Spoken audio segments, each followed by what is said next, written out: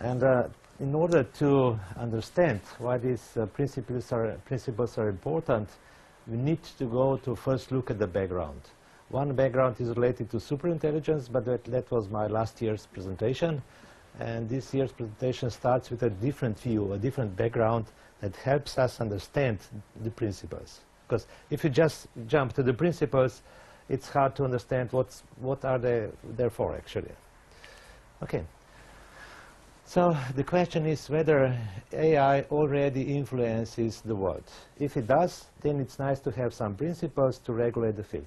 Okay, that's the philosophy here. And there are some guys from Stanford University. They published this year a paper in a journal. And Stanford is probably quite a good university, right? And they designed a program, deep neural network, that was able to determine for 5 pictures of a face like this in 91% accuracy whether a man is homo or hetero-oriented, and 83 for women. But the catch here is it's not really important that this is the area. What is important is that it's about 20% better than humans. So when humans look at these pictures, their quality would be something like 70. So humans, these are us, okay? And when the deep neural looks at that, it has about 90%. So how is that possible? Okay. Now, first we take a look at the deep neural network. Deep neural networks are not really transparent methods. So you have to study a lot to understand a little, okay? And they have studied how do they do that? How do the deep neural network does it? And they looked at the face and look at specific properties of the face. So you see these are the curves here that matter. And from these relations, easy set, if the face looks more masculine, then it's more likely that the human is hetero-oriented. Okay? Now the reason I show you this because it immediately somehow arouses all humans up. I don't know why that is so, because probably we are sex animals, and that's why it's an interesting case. If later I talk about medical examples of the same kinds, same things, you would say, oh, so what? Okay. But this is, so the catch is that now when we understand what's going on here, we have some explanation now. How is that done by the deep neural networks? Is this orientation genetically determined? So the question is whether AI somehow influences the way we live. And there are 2 large groups. Maybe the philosophers know better than I do because I'm an engineer, so I'm not really expert in this area. But there are basically 2 groups, and one group says, yes, it is genetically determined, the homosexuality, and the other group says, no, it all depends on the sexual orientation, about your relation to mother and father, I don't know, something like that. So with this one study, with just one study, if it's actually really proven, it needs to be verified, okay, because you can't really trust one publication as really something that changed something that was discussed for decades. But if it will be all okay, and probably Stanford is okay, then this debate is over. So then it is genetically determined. So see, just one study will somehow solve the problem we humans had for decades. Now potentially, I don't say it is finished, okay? And from my human experience, I don't believe that these groups of people will come together, because typically people say, I believe in that and you believe in that, and we can't come together. So that's human property. But for me, as technical engineer, for me, this, if it's verified and it's correct, then it is as it is. Does AI teach humans? Or we teach AI? What do we say? Well, if you understand what's going on, then you can apply not exactly this equation, but you look at these, let's say, these relations, and then you can look at the face of a human, and then you can better determine this question, right? So basically, it seems that when AI is very successful, we humans are really intelligent. We are quick in adapting new stuff. So if you understand how AI does it, but this is just an example. I will talk later about other domains. So then we can understand what's going on, and we can do it in better ways. Okay? Is it going to be misused? Is there going to be some country where it is prohibited and there will be some consequences for the people? Well, I hope not. That's all I can say. But as with any new stuff, it can always be misused, unfortunately. And the question is, how is it possible? How is it possible that the system achieves 90% accuracy and humans achieved 70% accuracy? And the reason is pretty simple. And in AI, we know that for years. Because this is one of these visual competitions. And you see in 2010, this was the error in some visual tasks. Okay? It's standardized test, so it's pretty objective. And you see these are actually always deep neural networks because they outperform all other methods. All other computer methods cannot compete in visual tasks with deep neural networks. And you see how this error went down, and from each year, consecutively, it went down, and it reached humans in around 2015. And now it's still going down. It's still going down. For several visual tasks, deep neural networks is just outperforming human or any other system in the world. Okay, I started with an example which I'm not sure if it really helps humanity a lot. I don't know. But there are lots of other examples that do help humanity. The relations there are somehow similar, and we just don't care about it. It's really fascinating, you know. For example, if you have a malignant tissue or a tissue that's suspicion for cancer, then you can look with the same, basically, deep neural networks, and you achieve about the same relations. So often, these results are much better than the results of human experts. And you can also detect, for example, illness from mice and several other stuff. And the question is, why are not these programs actually used in our country, in Slovenia, right now, or in other countries? And it turns out that we humans are becoming slow. I mean, we are always slow compared to the computers. But we are slow at adoption. There is so many bureaucratic stuff, so many ethical commissions, so many permissions to do that or not to do that, and so forth. So this really needs to be changed. If you look at the AI society says that we need to change as human society. Okay? So what I'm talking about is axiomal principles. So what we need to change in human society in relation to the AI. So that's a real problem. And also learning. Learning, if you look at the faculty lectures, somebody lectures like me here, that's wrong. It should be interactive. Okay? It should be interactive, let's say 50% of the time, and only 50% of the time somebody should lecture like I do now. And hopefully we will change that because we can later speak and discuss the coffee breaks and so forth. Okay, so a couple of more examples.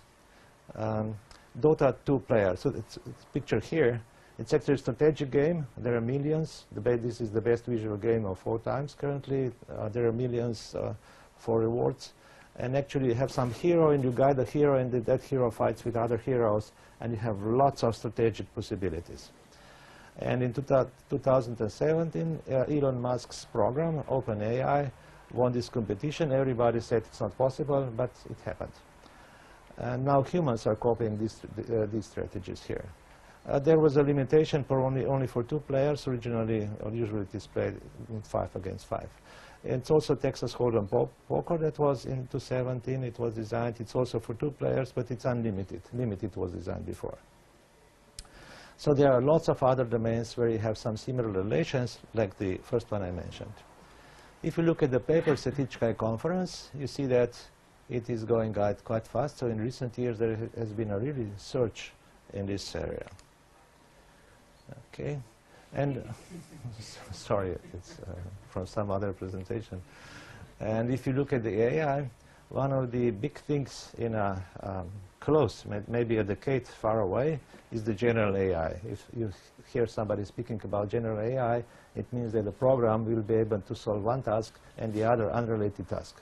It doesn't have to be perfect, it just has to be general, so solving different kind of tasks. And this is the process that will happen. And then, of course, after this, there will be some superintelligence, probably in time. What is this slide about? This slide is about that several things that are happening now, we are not able to somehow analyze properly. Okay? And this is Newsweek. It says, who's killing America's sperm? we don't know what's happening. And only recently it has been proven that this is so. In the last 40 years, the sperm quality has fallen by 60%. So 60% decline in 40 years.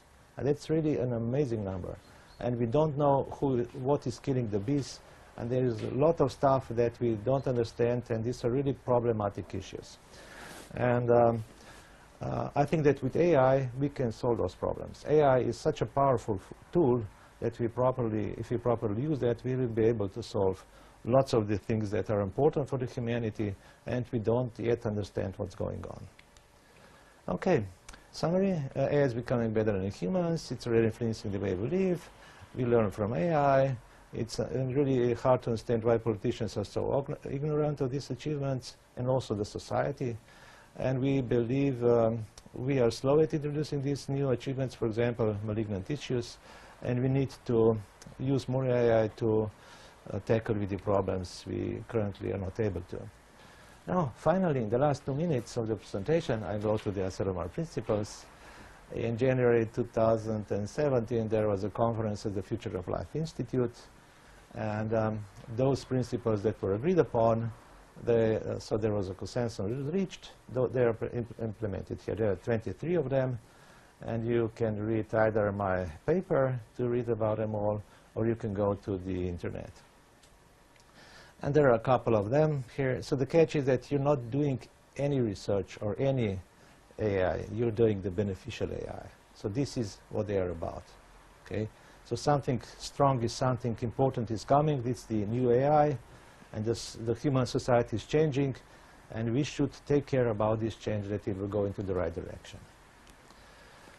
I'm afraid I cannot go into all the details now, but a couple of them I can mention.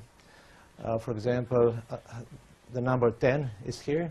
Highly autonomous AI systems should be designed so that their goals and behaviors can be assured to align with human values throughout their operation. Now, lots of these principles are pretty cognitive or pretty philosophical, and you can discuss about each of them maybe for days. So what I can do is to highlight them. Okay? Robots aren't going to try to revolt against humanity, but they'll try to optimize the world in their view. So we need to be sure that they will optimize the world into our needs. Okay? Arms race in little autonomous weapons should be avoided. I mean, humans are already unhuman in fighting each other in several ways. Whenever there is war, lots of the crimes and awful things happen. But if you let these autonomous weapons to be incorporated into the combat, it will be, everybody thinks that it will be much, much worse. And probably it really will be. So Toby Walsh, for example, here is one of the best known guys in this area.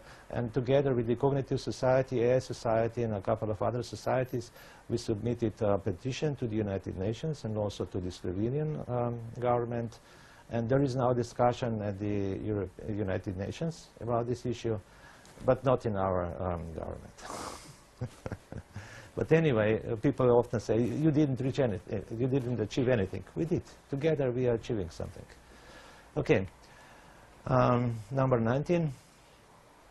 We should avoid strong assumptions about the upper limits of future AI capabilities. So don't say there will never be superintelligence, because it's quite possible that someday there will be superintelligence and you will look foolish. So don't say nothing about what can't be reached by human society. Most of the things are actually about the human society, if you carefully think about it. It's not about purely AI. It's about pure AI and human society, and it's valid for both of the domain and together as well. Okay, so that's a couple of opinions. This is number 20. A profound change is coming. It's the change in the history of life on Earth. And Kay says, we must be, she says that we are not good at long-term planning. So typically a politician looks at about being elected in this election, and it's not important what will happen then. One day afterwards, it's not relevant. But it's not the way the human intellectuals, so the most developed part of the human, so that's us, of course. thinks about, because we do care about it. And we must ensure that a responsible and beneficial partnership between a man and a machine. So these are these Axilomar principles about. Thank you.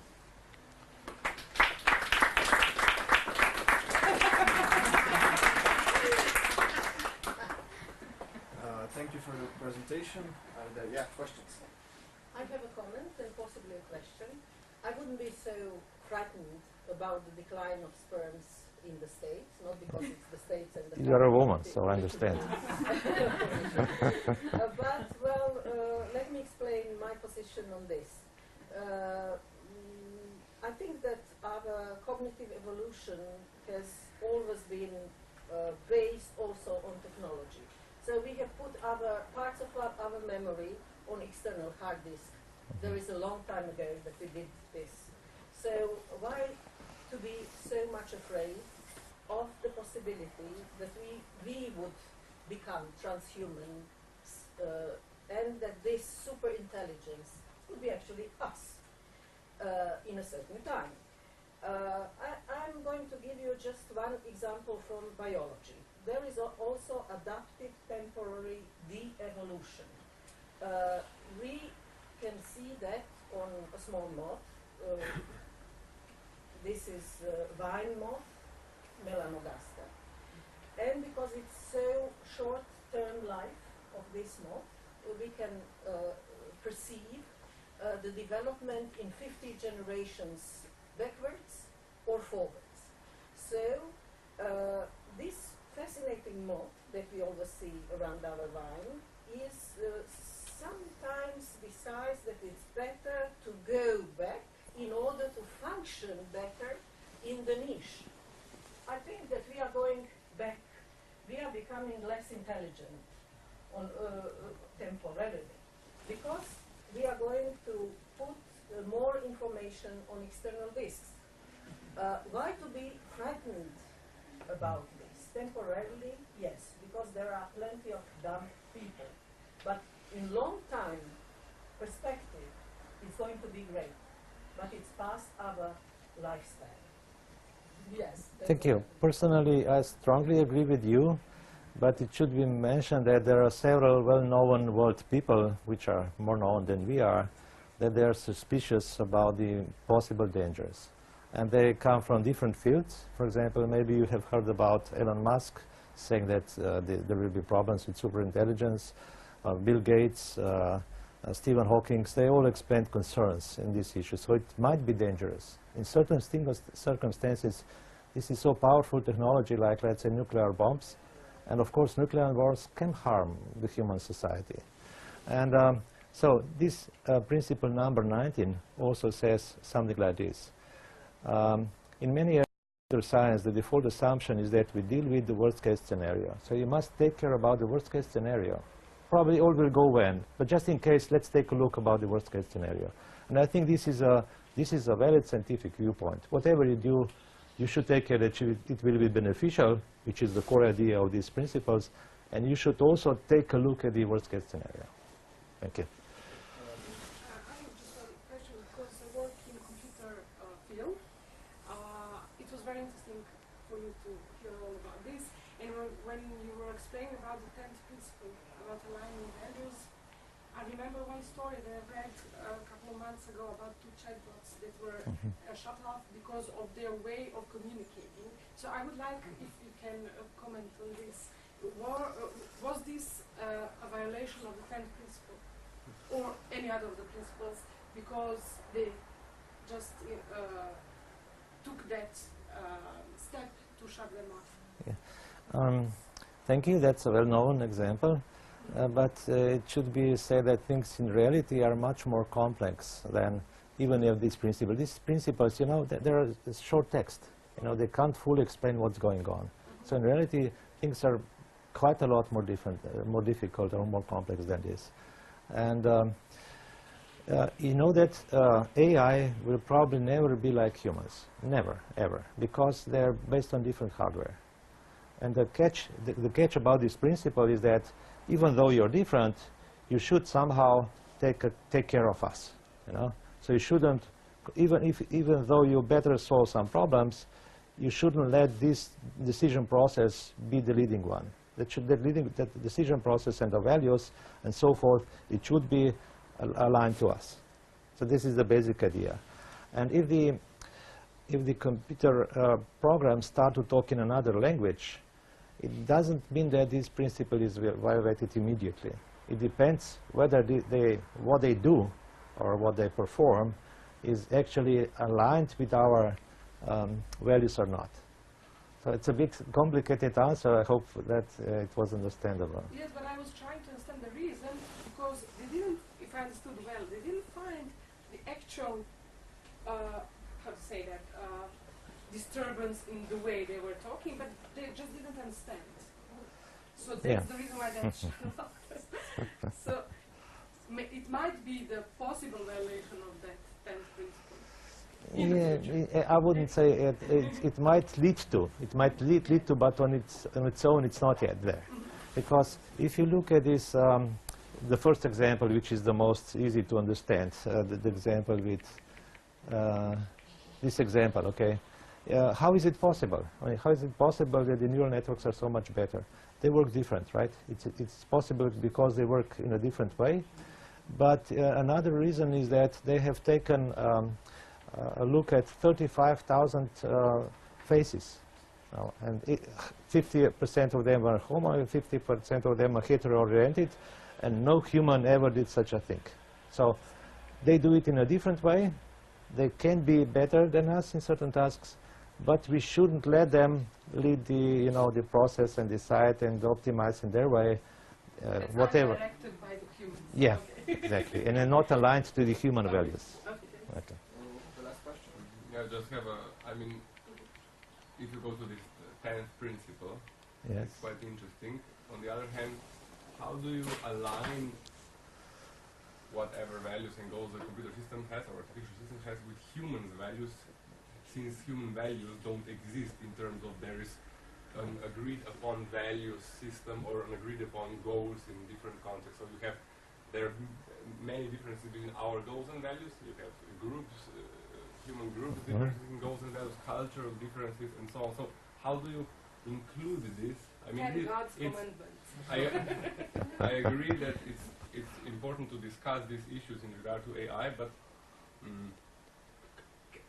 isn't this one of the reasons that the progress of the use and application of AI should be slow? Because values and goals differ so much that you have to, kind of discuss it, and even though, of course, you never come to human beings will never come to an agreement what is the best value or whatever, what is the correct goal. This is impossible. I don't see how this will be possible. But this is kind of my general. There are actually two interesting questions here, and one is what is consensus? And these principles were designed through consensus. And probably all would agree that it's not fair to torture a child, for example. Probably everybody would agree here, without any reason, for example, and so on. So there are things we agree upon, even though that we are different in many ways. So there is some kind of consensus. Being a human, it means that we have some basic values, what is fair, what is nice, and so forth. So, and if you look at the other principles, some of the principles really look like something like philosophy or, let's say, social order to me. They don't look like technical definitions to me. But can I just Yes. add, and maybe we can agree upon this, maybe really some basic temperaments or something, but if you have the question of privacy, which is a question of AI today, people in different, let's say, also in different social status or different political orientation, they differ about that. So it's not that AI is just, just neutral to, and then, and that's why AI is somehow connected to all discussions in society. It's not just technical stuff that I totally agree with more or less with all of you. But as a human, I understand Asilomar principles in the following way. Suppose I can design a super intelligent, super advanced system that will create a deep, let's say, black hole that will destroy the world. And I'm happy, oh, I will do it. And then I destroy the world. So you shouldn't do that. So this is the basic idea of the astronomer principles. You do something that will help humans. And here are some guidelines, okay? Yeah. And they are the best so far. They are not perfect, but they are the No, best but so I mean, far. I also asked my question in regard to your claim that we should be much faster in using the Yeah, AI yeah. has to offer. Isn't this in contradiction to what you're saying, in fact, in regard to values and goals and so on? So there are 23 principles, Yes. and some of them talk exactly what Olcha and you said in just this. But I can't go through 23 No, principles because of several reasons. For this one, there should be constructive and healthy exchange between researchers and policymakers or politicians, and there should be trust and cooperation between the researchers and developers of AI. Because the problem here is the developers are there working in companies, and companies have their directors and owners, and they care, and all they care is about money. And they say, oh, you must make some money for me with your AI. I don't care whether it is beneficial or not. So the one that really care about is, unfortunately, the intellectual society. And then we should somehow establish relations with the companies, and this because they can misuse AI. It's not very likely that researchers will misuse AI. I hope so. Okay, thanks. Thank for you. the presentation.